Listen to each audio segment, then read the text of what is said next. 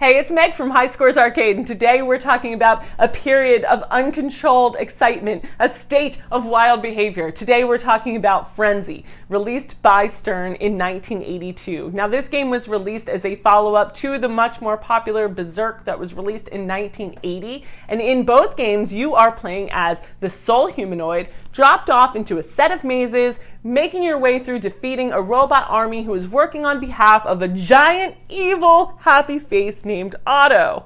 Now, you're given very few things to do this with. You can shoot back at them, you can hide behind walls, but at the end of the day, you have 64,000 levels to work through to save the human race.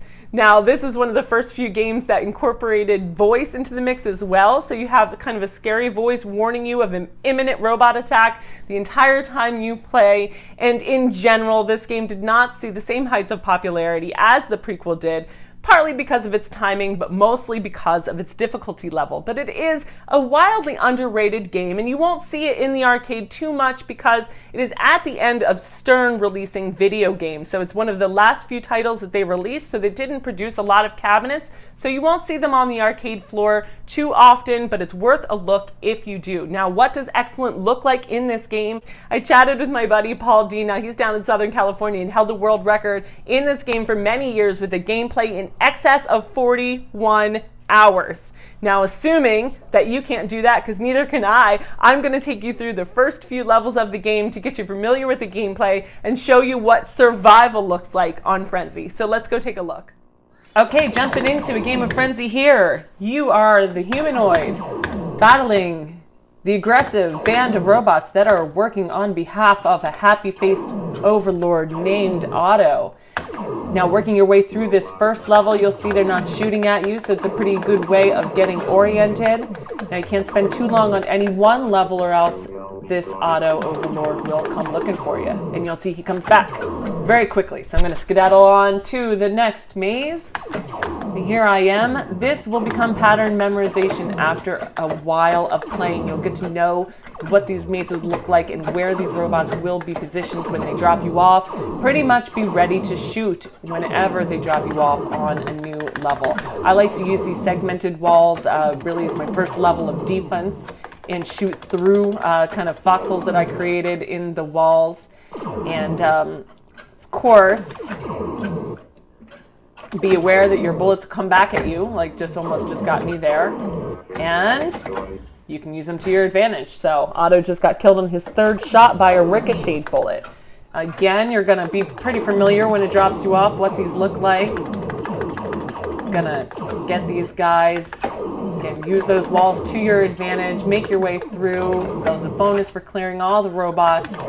Give this guy a couple shots before I exit. I'm at 2,500 in terms of scores.